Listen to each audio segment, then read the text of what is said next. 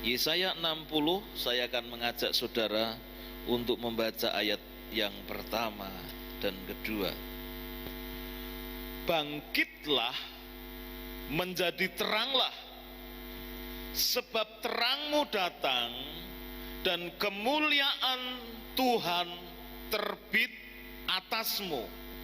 Sebab sesungguhnya kegelapan menutupi bumi dan kekelaman menutupi bangsa-bangsa. Tetapi terang Tuhan terbit atasmu dan kemuliaannya menjadi nyata atasmu.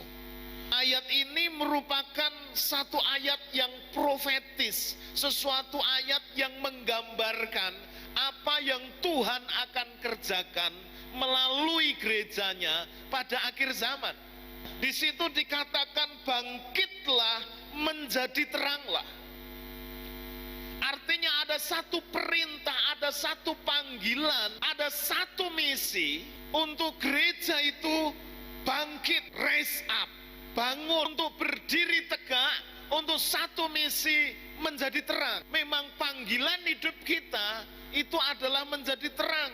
Yesus pernah bilang bahwa kamu adalah terang dunia. Kita ini jadi terang. Tapi yang menarik buat saya adalah kapan waktunya kita harus bangkit menjadi terang. Kalau kita memperhatikan itu, sebenarnya di satu waktu, di satu kondisi, di satu situasi yang sebenarnya tidak ideal. Kegelapan menutupi bumi dan kekelaman menutupi bangsa-bangsa. Kapan gerejanya akan dinyatakan menjadi terang? Kapan kita itu akan dinaikkan jadi terang? Alkitab mengatakan timing, waktu untuk kita dinyatakan menjadi terang ketika dunia sedang gelap, ketika ada kekelaman, ketika ada kegelapan. Kalau kita lihat dunia hari ini, tidak ada sesuatu pun yang menjanjikan, menggambarkan bahwa kita sedang bergerak menuju kepada satu keadaan yang baik. Sampai kemudian hari-hari ini orang yang pinter, saking bingungnya, saking frustasinya menghadapi masa depan dunia ini, sehingga mereka mulai berpikir kalau begitu ini memang sudah tidak ideal untuk tempat kita hidup. Maka mereka mulai berpikir untuk mereka melakukan ekspansi ke planet lain, ke Mars. Dunia ini tidak jadi lebih baik. Hari-hari ini penuh dengan kekelaman, bencana sulit diprediksi, malapetaka, kecelakaan, wabah.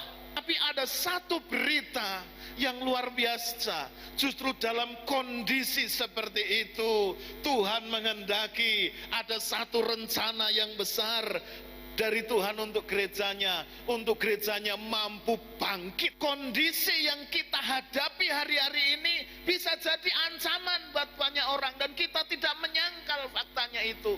Tetapi kalau kita hari ini mau bicara, kalau kita hari ini mau merenungkan dari sisi firman Allah, sebenarnya kekacauan itu adalah kesempatan.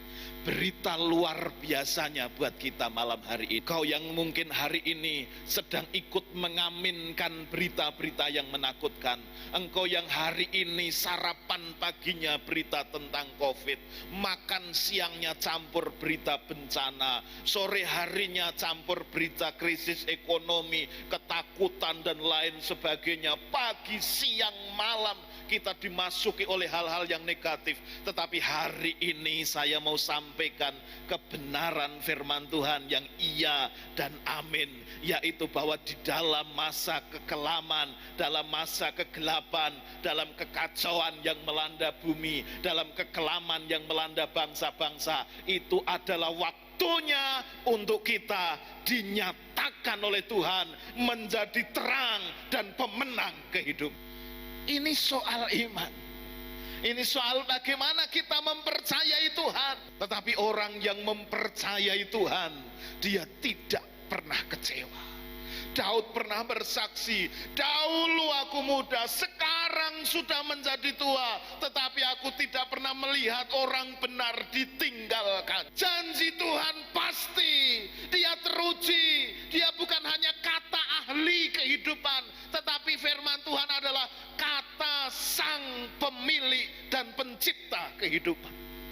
Malam hari ini saya akan ajak Anda belajar secara singkat 4 hal yang kita pelajari dari Daniel, bagaimana hidup di tengah dunia yang kelam dan kacau ini. Daniel ini hidup di Babel. Babel itu memiliki pengertian yang berarti kacau balau, itu Babel. Dan di dalam kitab Wahyu, ketika Tuhan berbicara tentang kekacauan akhir zaman, ada banyak ayat yang di situ digambarkan pakai kata Babel.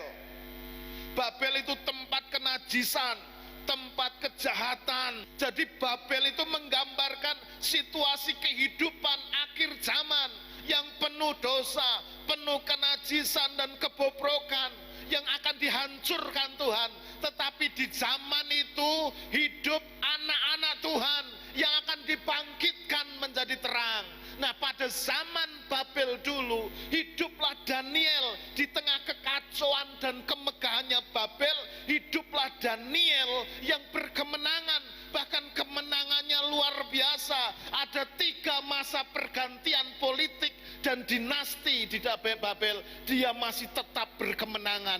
Artinya apa? Ngalami goncangan politik, tetap Daniel menang. Yang pertama, Daniel ini adalah pribadi yang memiliki ketetapan hati. Kata ketetapan hati ini sangat menarik buat saya. Daniel pasal 1 ayat yang ke-9, ayat 7 sampai 8-9. Pemimpin pegawai istana itu memberi nama lain kepada mereka. Daniel dinamanya Belsasar, Hananya dinamanya Sadrak, Misael dinamanya Mesak, dan Asaria dinamanya Abednego. 8. Daniel berketetapan untuk tidak menajiskan dirinya dengan santapan raja dan dengan anggur yang biasa diminum raja. Dimintanyalah kepada pemimpin pegawai istana itu supaya ia tak usah menajiskan dirinya. Jadi Daniel ini adalah kelompok bangsawan dari tanah Yehuda yang diangkut ke Babilonia sebagai tawanan. Nah, di antara para tawanan-tawanan ini dipilihlah orang-orang yang memang kelihatannya perawakannya bagus, tampilannya bagus, anaknya cerdas, kemudian dikarantina, masuk pusat pelatihan untuk kelak dia dipersiapkan menjadi para pegawai istana atau pembantu-pembantu raja. Nah, Daniel ini sekalipun dia adalah tawanan, karena darah yang ngalir ke dia itu sebenarnya adalah darah bangsawan, maka stylenya style bangsawan, perawakannya perawakan menarik dengan 4-3 temannya, yaitu Sadrak, Mesak, Abednego, sehingga dia masuk terpilih dalam audisi itu, sehingga dia masuk dalam pusat pelatihan. Nah, di pusat pelatihan itu mereka diajari tentang etika dan segala ilmu di Babel. Salah satunya adalah soal makanan. Makanannya adalah makanan yang menurut keyakinan agama Yahudi itu haram, sesuatu yang dilarang oleh Tuhan. Ini pilihan yang berat, saudara-saudara. Buat orang lain mungkin berpikir, ini kesempatan, jangan dibuang-buang. Siapa saya ini di sini sudah minoritas. Bagaimana saya mau diterima di lingkungan saya, di pergaulan saya, di tempat saya bekerja kalau saya membawa budaya dan gaya hidup yang aneh? Jangan terlalu rohani lah. Kita kan ya juga manusia, masih hidup di dunia. Yang lain mungkin berpikir seperti itu. Tapi Daniel berketetapan hati. Saya suka dengan kata yang ditulis di Alkitab ini, berketetapan hati. Ini satu pilihan, bukan pilihan asal-asalan, bukan pilihan karena tidak ada tawaran yang lain. Ini pilihan didasarkan atas keyakinan. Daniel seorang yang memiliki ketetapan hati. Iman itu soal ketetapan hati. Roma 12 ayat 1 dan 2. Karena itu saudara-saudara, demi kemurahan Allah aku menasihatkan kamu supaya kamu mempersembahkan tubuhmu sebagai persembahan yang hidup, yang kudus dan yang berkenan kepada Allah. Itu adalah ibadah yang sejati. Janganlah kamu menjadi serupa dengan dunia ini, tetapi apa? Berubahlah oleh pembaharuan budimu, sehingga kamu dapat membedakan manakah kehendak Allah, apa yang baik, apa yang berkenan kepada Allah, dan yang sempurna. Hidup ini soal ketetapan hati.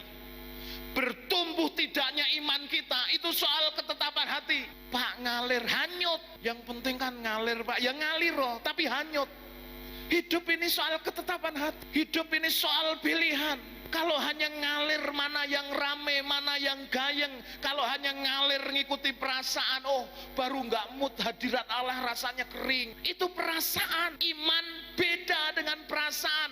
Iman adalah keputusan mempercayai Tuhan dan memilih jalan Tuhan apapun resikonya. Berubahlah oleh pembaharuan budimu. Bahasa Inggris pakai kata renewing of your mind. Diperbaharui pikiran. Pikiran kita beda. Daniel memiliki pola pikir yang beda. Yang lain berpikir yang begini yang berhasil.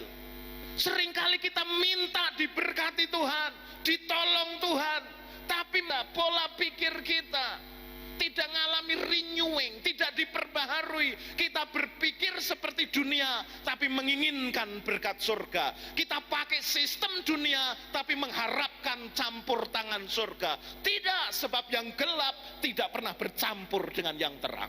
Bertobat, itu bahasa Yunaninya metanoia, change of your mind. Berubah pikirannya. Dari pikiran duniawi dimasukin pikiran Kristus. Kalau kita mau harapin berkat surga, hidup dengan cara surga. Kalau kita ingin pertolongan Tuhan, hidup sesuai jalan Tuhan. Kita tidak bisa ambil dua-duanya. Hidupnya cara dunia, berkatnya cara surga. Tidak. Kedua. Yang kedua apa? Jaga makan. Jaga makan. Nah, secara spiritual tahukah enggak bahwa yang mempengaruhi pertumbuhan kekristenan seseorang itu adalah soal makanan. Anda akan jadi seperti yang Anda makan. Apa sih makanan rohani? Enggak usah buka ayat Yohanes 6 ayat 55, katakan bahwa tubuhku adalah benar-benar makanan. Makanan orang Kristen yang pertama itu adalah tubuh Yesus. Artinya apa? Yang masuk dan sekarang menyatu dengan hidup kita ini adalah kehidupan Yesus Kristus. Paulus bilang ketika kita ambil perjamuan, kita akan dipersatukan dengan tubuhnya, dengan penderitaannya, dengan kematian yang membuat kita hidup, yang membuat orang Kristen hidup, yang membuat orang Kristen hidup kembali adalah ketika tubuh Yesus itu menyatu dengan tubuh kita, sehingga kuasa dosa, penyakit, segala macam kutuk dari hidup kita tidak lagi ada kita tanggung. Makan yang kedua itu adalah firman Allah. Ibrani 5 ayat 12 dan 14. Sebab sekalipun kamu ditinjau dari sudut waktu, sudah seharusnya menjadi pengajar. Kamu masih perlu lagi diajarkan asas-asas pokok dari penyataan Allah. Dan kamu masih memerlukan susu, bukan makanan keras. Sebab barang siapa masih memerlukan susu, ia tidak memahami ajaran tentang kebenaran, sebab ia apa? Anak kecil. Bagaimana supaya kita kuat menghadapi dunia yang kelam? Bagaimana supaya kita kuat menghadapi dunia yang sulit? Perhatikan makanmu, perhatikan makan firmanmu. Seberapa hari kamu makan firman Allah, berapa lama? Sehingga ada kebiasaan kita makan firman Allah. Hari ini apa yang jadi kebiasaan kita? Bikin status, baca WA, ketik WA panjang-panjang, tapi lupa baca Alkitab. Baca firman Allah sebanyak mungkin, sehingga ketika kita mentok, Roh Kudus tahu, ingatkan, dan dia akan bukakan hikmat. Bahkan kadang-kadang dia bukakan pengertian-pengertian yang baru dari kisah yang kita sudah sering kali baca, dan dia genapi persis. Mulai bangkit